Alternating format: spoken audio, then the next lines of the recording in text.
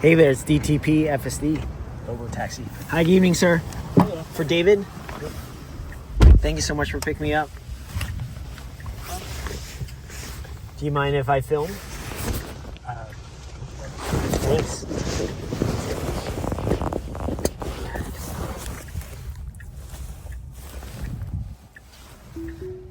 First time in Robotaxi. So excited. Awesome. Thanks for being here. Hey there, it's David T. Fong, DTP FSD. First time in Robotaxi in San Francisco. A very familiar Model Y refresh here, the Juniper version with the stock there. And excited to be here. We had a Waymo earlier. I don't expect any phantom braking from this version of FSD. I'm a daily FSD user, so I'm really excited about this experience. Awesome. Are you able to say which version this is on? No, sir. Okay.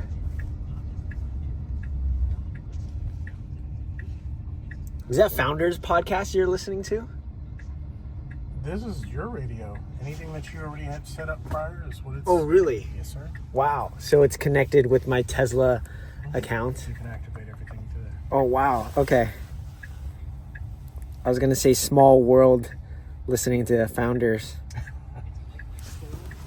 So we're at a Founders podcast where David Senra is at an event with Eric from Ramp and Patrick O'Shaughnessy.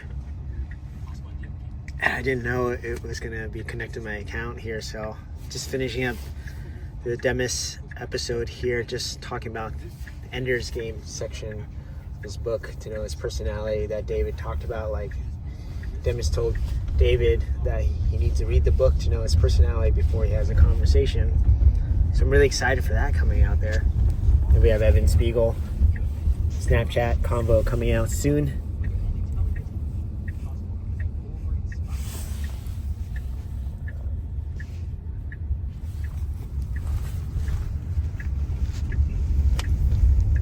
Are there any versions of unsupervised at this moment in SF for Robotaxi, or is it purely just driver operator still in Robotaxi? I do apologize. I'm not actually able to answer that. Okay. Thanks for letting me know. No problem. I can talk to you about anything that is not work related. Yeah. Are you from San Francisco? No, sir. Okay. Oh, where are you hailing from? Born and raised in the Bay Area. Okay.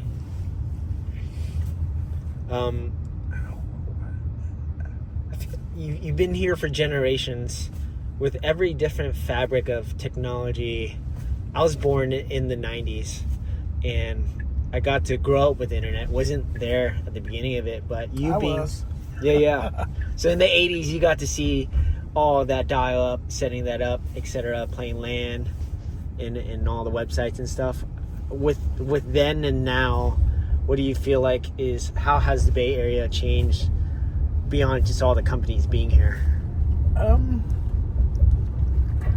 feel like, at least from what I can visibly verify, it feels like there's more defined diversity.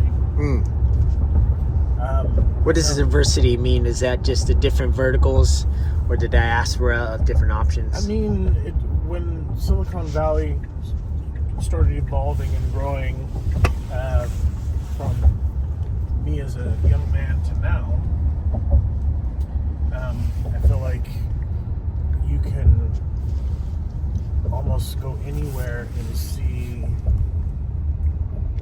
a bit of everything. In regards to like different cultures, different tech, how they use the different tech. Yeah. It's I don't ever think I've ever like looked at the future in that regard. Like, you know how some people be like, oh, I want to, see flying cars and this and that. Sure. I grew up with the old school TVs that had like the knobs that you had to have pliers to VCR. Yeah, VCRs and things like that. And then the CD came, and then, you collect all these CDs, and by the time you have 300 CDs, all of a sudden, and now everything's digital. And, yeah, the iPod, the first iterations of that, the Walkman. Yeah, so, I mean, as a person who's witnessed the growth of it, it feels like everybody's had a hand in it at some degree or level. Well, this city has attracted a lot of talent around the world Correct. as well. And that's around the country, around the world. And that is the beauty of it. You see a lot of representation from different people from everywhere that come here and just want to make a change.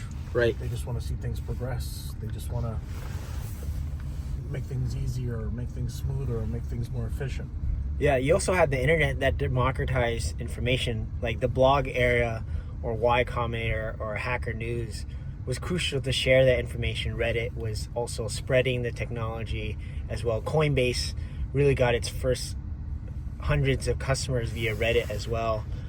Brian Armstrong, the founder of Coinbase, found his co-founder on a Reddit forum as well, using Bitcoin. I don't know any of that stuff. Actually, I'm old school in the sense where I use it just to check the weather. I don't even use emails or things of that nature. I don't even read the news on it. Like, I really just check the weather. Yeah. And how about like the sports highlights and clips and stuff like that, and media? I don't keep up with sports anymore. Okay. Not at this age. Got it. Is it a different season of life where you have a family and kids, etc., that has changed that arc, or is it a matter of choice? And I think just interests. I found myself not going to games and not keeping up with them, and there's a lot of options these days too. Yeah, because like as a Warriors fan, instead of actually watching the game, I would do something else and then just ask somebody, "Hey, who won?" Yeah. So it's kind of, and when you hear they won, oh, that's awesome. Then you can go check the highlights later. Sure. Or if there's a big Steph Curry moment that's everywhere, you'll find that moment. Yep. And so I don't know, just changed my, I guess you could say, interest, and went from being an observer to being more proactive with my hands and so there's like a soul or artisan feeling you want to cultivate in your life. That's why whether you're doing woodwork or drawing something or writing a letter, you're finding those activities to be more fulfilling. Yeah, I like working with my hands. Okay. I got into 3D printing. Awesome. So so from CAD to like seeing it there, then fine tuning and cleaning it. Stuff. I'm not that fancy. Okay. Like I said, I'm not really into the computers. Yeah. But there's a lot of open source stuff you get from like Blender as well. Download. I've never even downloaded that. Okay. Blender is a free CAD program, modeling program, and there's so many people that create like free models. You could get in there, then start manipulating it to your shape or color as well. You don't have to like be a great modeler using your mouse. You could use like the coordinates. Hey, I want to scale this 2x or 3x, and the cool. User interface is very simple, and that's why I love Blender, because it's open source. Gotcha. and it's free as well. I just make a lot of pots. I got into planting and plants in the house, because again, with my hands, you water it, trim the soil, take off all the dead leaves, just things of that nature. I found that I've worked more towards what my father used to do at an older age, because that's what he used to do. Was he a botanist, farmer, gardener? No, just something he liked. Yeah. He went from being a musician to, in his free time, that's what he would do. And as I got older, I found myself liking, listening to jazz and awesome music of that variety, soul music.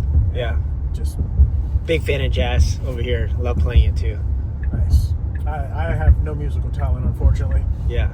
But you have to have some type of taste to like want to dive into jazz and listen to it as well, because jazz is quite peculiar you have to be quite peculiar to listen to jazz. I don't know I think what it's because section I grew of up jazz. with it, though. I couldn't even tell you what genre it is. I just enjoy it. I usually will just ask, my Google Home or whatever, just to play jazz, and it'll sit there and just play it, and So like Charles Mingus, Thelonious Monk will pop up, or George Grover Washington Jr. if you wanted smooth jazz on that end. I think I've seen that name. Yeah. But yeah, no, I'll have that playing, and just like I said, keep my hands busy around the house, cleaning, and either that or I'll just relax. Was there? Sorry to interrupt. No, go ahead. Go for it. Was there a particular? I'm David, by the way. Nice to meet you, David. Dean, nice to meet you. Was there a particular moment in time or year that made you transition to be more hands-on with your approach to life? Was there a succession of events or moments? I think I just when I got older, because I realized I wasn't doing the things that I used to do anymore. So all my friends were getting married and having kids, and so their time became rather constrained and limited. And since I wasn't going out and hanging out with them and going on adventures with them or planning things with them, I found myself more so at home. So when I was at home, got it. You start to really look at home the more you are at it. And it was like, well, if I'm going to be at home more, I want plants. And while I'm at home, I wanted to make it as comfortable as possible. Your place of Zen, if you will. I found that because I had never really stayed home often, that it was lacking. So I just slowly but surely started getting into those things. And then once I found my little niche, it got easy. It became consistent. It was relaxing. Yeah, there's something about the craft of taking care of one space as well, because that's a sacred space. Yeah. Whether you invite people to your home to have a meal or break bread, or it's the moments where you hear good news or not so good news. It's where you sleep, where you rest. It's a place that is very familiar to us too, because you're born into a home or a building or an environment, and you nurture it, and it's in the day and age where you may say everything is getting more digital, whether it's AI on every vertical possible. The home could be the last resort to be the safe space if you're able to turn off those electronics too. There's that level of being intentional. Like I personally pull the plug on my internet router on Saturdays, but the home is sacred, and I love that you're crafting your home. You're putting it together as well with your hands. Yeah, I mean, I think once I found something that brought me joy, I just leaned into it. So I get some incense, open up all the windows, let natural light in, water all my plants, and just have that good music, clean the house, do some laundry, and just once I found that the order at the house was nice, just the rest of the day just kind of melts off you. Yeah. Does that craft or ritual, if you even put it that way, remind you of family? Because when I do that, I put on my favorite track, which my mom enjoys as well, and either dance or sing to it or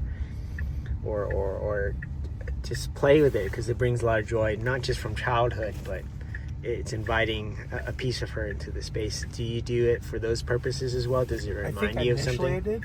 Yeah. I think I did, because it reminded me of what it was like as a kid on Sunday mornings, waking up in our household, because when they would clean, you always knew it was going to be a cleaning day. Yeah.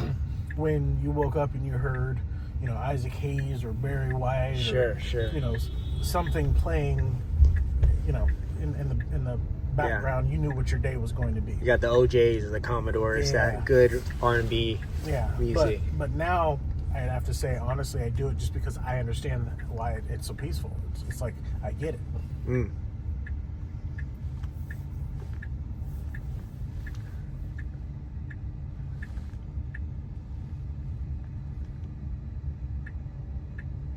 Looks like this is the destination. Yes, sir. Okay, 425. Well, I appreciate it, Dean.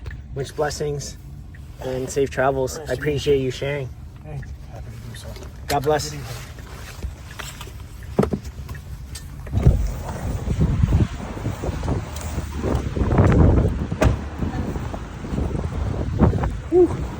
So that was an awesome FSD experience there. I gotta get a quick photo. I'm so thankful for FSD. I didn't add, but that was a really smooth experience. Had a flowing conversation with Dean there. Didn't even notice the movements or any moments where it felt like it was jerking, like the Waymo earlier today. The Tesla FSD. That was $13 and change, $13.70 a change. Really smooth. With that, keep going and stay heartful. TTP FSD.